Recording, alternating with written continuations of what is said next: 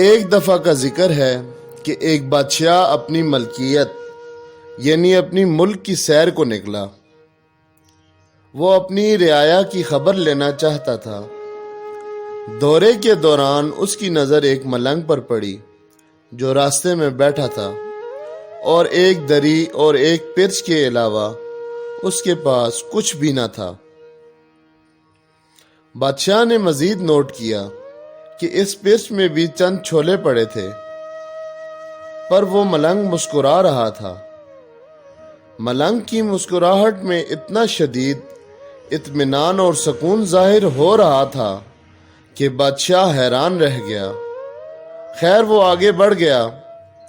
دوسرے دن پھر بادشاہ کی نظر اس پر پڑی، وہ اسی طرح خوش باش۔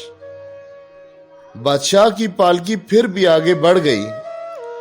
تیسرے دن جب بادشاہ کا گزر پھر اس مقام سے ہوا اور پھر اس غریب کو اتنا مطمئن دیکھا تو اب بادشاہ اس حد تک تجسس کا شکار ہوا کہ پالکی رکوا دی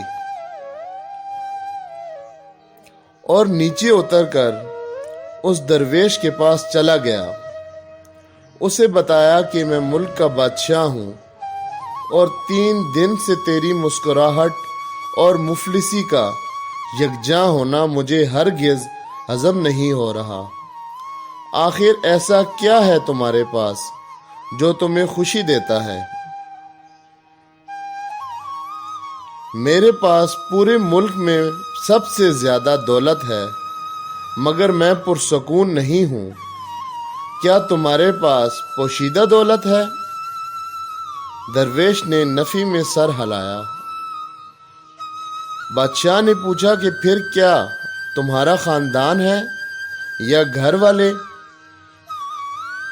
جو تم سے نہایت رغبت رکھتے ہیں؟ درویش نے بولا، جی نہیں، میں بالکل تنہا ہوں، میرا کوئی نہیں، میرے پاس ان چھولوں کے سوا کھانے کو کچھ اور نہیں۔ بادشاہ بہت حیران ہوا اور آخری سوال کیا کہ پھر کیا تمہیں اللہ نے قابل فخر صحت سے نوازا ہے جو تم خوش رہتے ہو؟ ملنگ نے مسکرا کر بادشاہ کو دیکھا اور بولا، ہرگز نہیں، میرے آدھے دانت ٹوٹ کر گر چکے ہیں اور ٹھنڈ سے میری ہڈیاں درد کرتی ہیں۔ بادشاہ نے تنگ آ کر پوچھا کہ ارے بھائی صاحب، تو پھر کیوں اتنے سکون سے بیٹھے ہو؟ ملنگ بولا، اللہ پر یقین رکھو اور اس پر توکل کرو۔ اس نے تمہیں جس حال میں رکھا ہے اور جس مشکل میں ڈالا ہے وہ اس کا اپنا فیصلہ ہے۔ وہ تمہاری نشو و نما کے لیے ضروری ہے۔ اس کو پتہ ہے تمہارے اندر کیا کمی کجی ہے جو تمہیں دور کرنے کی ضرورت ہے اور تمہیں اس آگ میں ڈال کر سونا بنائے گا۔ صبر، شکر، اللہ کی رضا میں رضامندی، ایسے سوچو اور اپنے حال کو ایسی ہی تسلیم کرو تو تمہیں کسی شے کی کمی محسوس نہیں ہوگی۔